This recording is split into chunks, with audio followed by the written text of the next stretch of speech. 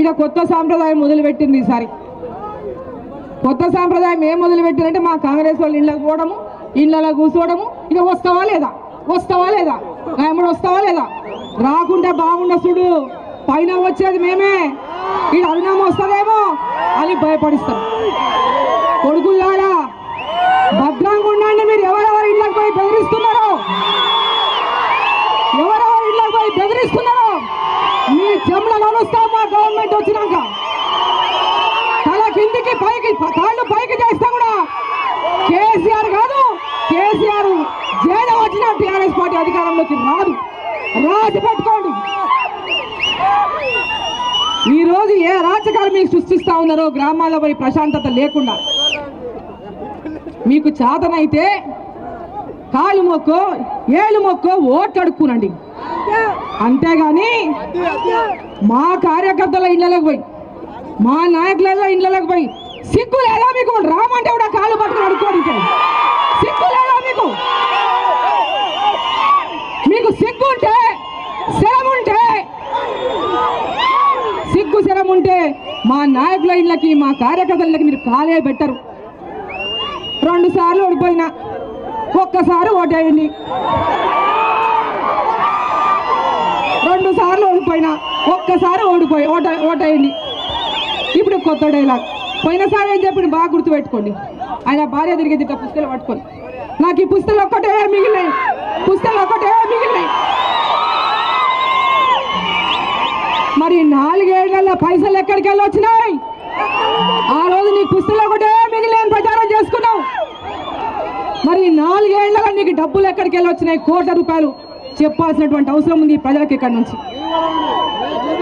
మీ నాయకుడు కేసీఆర్ ఈ రాష్ట్రాన్ని తోస్తే, టిఆర్ఎస్ నాయకులు ఇక్కడ ఉన్న ప్రజలను తోసిండ్రు, ప్రజల యొక్క ఆస్తులను తోసిండ్రు, భూములను తోసిండ్రు, ఈ ప్రాంతంలో ఉన్నటువంటి ఇసుకను తోసిండ్రు. కోట్లు కోట్లు, నెలకు కోట్లు కోట్లు సంపాదించారు. వీళ్ళు వస్తారట పాపం.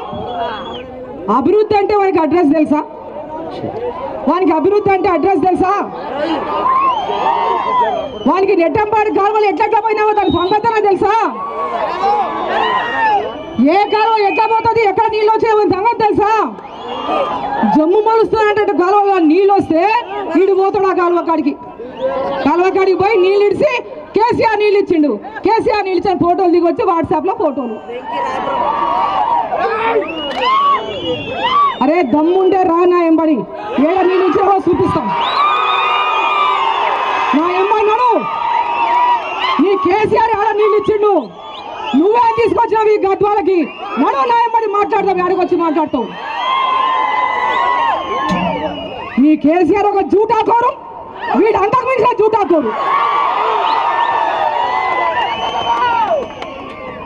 నిన్న చెప్తున్నాడు కేసీఆర్ పాపం నిజామాబాద్ సభ పెట్టిండంట. ఇటువంటి జూటాకోళ్ళందరికీ తయారు చేసిండు. నేను రాష్ట్రాన్ని లూటీ చేస్తా, మీరు జిల్లాలను లూటీ చేయండి, నియోజకవర్గాలు లూటీ చేయండి, ప్రజలని ఇండ్లు ఇడిపియండి, ఊర్లు ఇడిపియండి, అడకతిని దేశాలకు పంపించండి అని వాడు టీఆర్ఎస్ నాయకులను పెట్టిండు. మంచిగా మా గుండు కొట్టి మీరు అనంతపురం నీళ్ళు తీసుకొని పోతున్నారు, చాలా గొప్ప పని మీది, మేమేమో గిదే లోపల బతుకులు మావి అని నిన్న కత్తి దింపిన డీకే అరుణ రఘువీరారెడ్డి ముందర మంగళారతి దింపింది సిగ్గు లేకుండా. దింపలేదా? అబద్ధమా? మా దగ్గర ఉన్నాయి, వీడియో రికార్డులు ఉన్నాయి, వాటి అన్నింటి విడుదల చేస్తాం. గద్వాలలో ప్రతి ఇంటికి చూపెడతాం, పాలమూరులో కూడా ప్రతి ఇంటికి చూపెడతాం. నిన్న డీకే అరుణ మాట్లాడుతుంది, కాసుకోండి నా కొడుకులారా అని. డీకే అరుణ ఒళ్ళు దగ్గర పెట్టుకో, ఇప్పుడు ఎవరు కాసుకోవానో, నీ బండారం ఏందో, నీ చరిత్ర ఏందో బయట పెడతామని చెప్పి నేను మనవి చేస్తా ఉన్నా. ఇదే పోతిరెడ్డి పాడు మీద నేను ఎందుకు చెప్తున్నా ఈ మాట అంటే రక్తం రగులుతుంది. ఇదే పోతిరెడ్డి పాడు పొక్క పెడితే నేను ఢిల్లీలో సోనియా గాంధీ దగ్గర పంచాయతీ పెట్టాను. ఇదే ఇష్యూ మీద ఆనాడు కాంగ్రెస్ ప్రభుత్వంలో ఉన్నటువంటి టీఆర్ఎస్ మంత్రులు రాజీనామా చేసి మేము బయటకు వచ్చినాం. మీ అందరికి గుర్తుంటుంది ఆ విషయం. పోతిరెడ్డిపాడు ఇష్యూ మీదనే టీఆర్ఎస్ మినిస్టర్లు ఆనాడు రాజీనామా చేసి బయటకు వచ్చినాం. మీకు తెలుసా ఆ విషయం? టీఆర్ఎస్ ఏమో పదవులను చెప్పుల్లాగా ఇసిరేసి బొక్కలు ఇరిగేదాకా పేగులు పరిగేదాకా అన్నం తిన్నా ఉపవాసం ఉన్నా పోరాటం చేస్తే ఇదే జిల్లాకు తెచ్చిన దరిద్రులు నోళ్ళు మూసినారు, మంగళారతులు పట్టినారు. మాకు నష్టం లేదు, మీరు నీళ్లు దొబ్బుకొని పోండి అని చెప్పినారు. ఇలా వాళ్ళ మనకు ప్రజాప్రతినిధులు లేకపోతే కాలువలన్నీ తిరిగి గంట ప్రయత్నం చేసి బొట్టుకు దండలాడి ఇలా వనపర్తి కొల్లాపూర్ ప్రాంతంలో చెరువులు నింపుతున్న నీళ్ళ నిరంజన్ రెడ్డి ఎవడు నాయకుడు? ఎవరు కావాలా? ఇలా పాలమూరు ఉమ్మడి పాలమూరు జిల్లా ప్రజలు నిర్ణయం చేయాలి. ఒకనాడు నేను చెప్పిన గద్వాల సభలో మాట్లాడుతూ చెప్పిన తెలంగాణ వచ్చింది, ఎవడు రాగి తెలంగాణ ప్రాజెక్ట్ ఆపేది? అవసరమైతే ఇక్కడ కుర్చీ వేసుకొని. ఏంటండి వీడియో నచ్చిందా? అయితే ఓ లైక్ వేసుకోండి, లేదంటే ఓ కామెంట్ చేయండి. ఎప్పటికప్పుడు మా వీడియోస్ చూడాలంటే సబ్స్క్రైబ్ చేసుకోండి.